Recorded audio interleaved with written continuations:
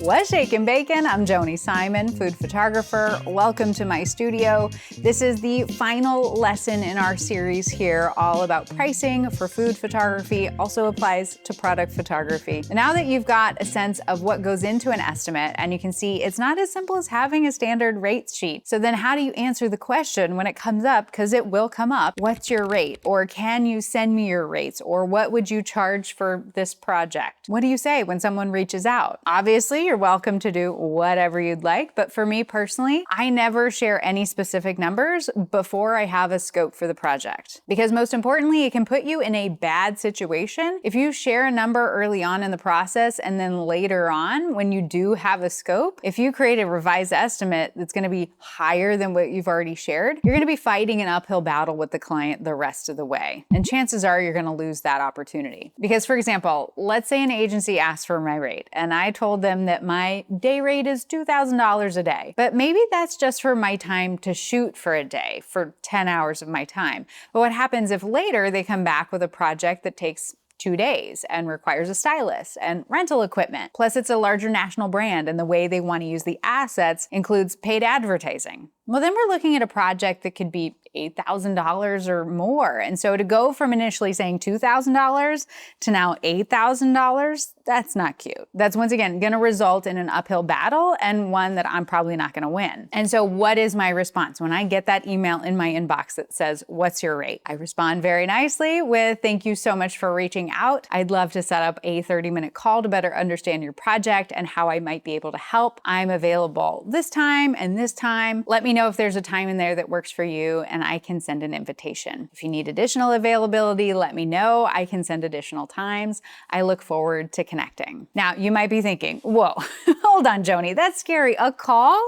Yes, a call. Not back and forth over email, not a big long survey for them to fill out, a call. Why a call? Well, first and foremost, because it's literally the most efficient way to get the information you need. As you've hopefully seen through this series, there are a lot of things to consider, lots of questions to ask, clarifying and follow-up questions to ask, things that are much easier just to discuss in a quick call. And for the sake of your prospective client, it's a lot easier for them to tell you what they're thinking versus spending a ton of time typing out answers to all your questions. And maybe they answer a question, but you have follow-up questions to their answers. And again, this is a lot easier and faster to do on a call. The other big reason for doing it on a call is because this also helps to establish a relationship, a personal connection. People like to do business with people they know and that they trust, not hiding behind faceless emails. And no, this doesn't mean you need to develop some sort of alter ego personality, become some super outgoing person who just isn't you. The best way to show up for discovery calls is to be yourself. Now, I do coach you through all of this inside my business courses.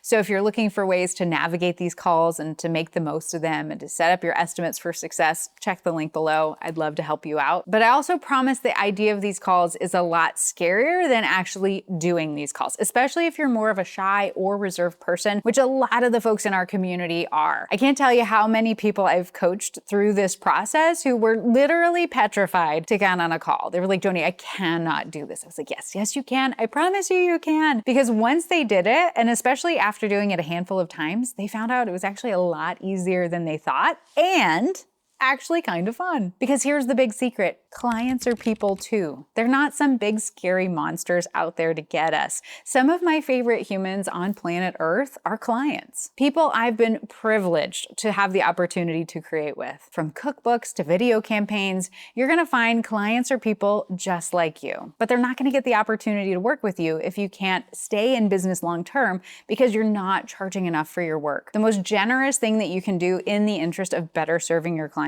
is to appropriately charge for your work. Doing things for less can breed resentment and lead to cutting corners and isn't gonna inspire you to show up and do your absolute best work. I know that I can do my best work and take the best care of my clients when I'm charging appropriately for my services and for the art that I bring. So thank you so much for joining me for this series. If you enjoyed it and know someone who would benefit from it, please feel free to share it. And know that I am sending all my best wishes your way as you continue to grow your business.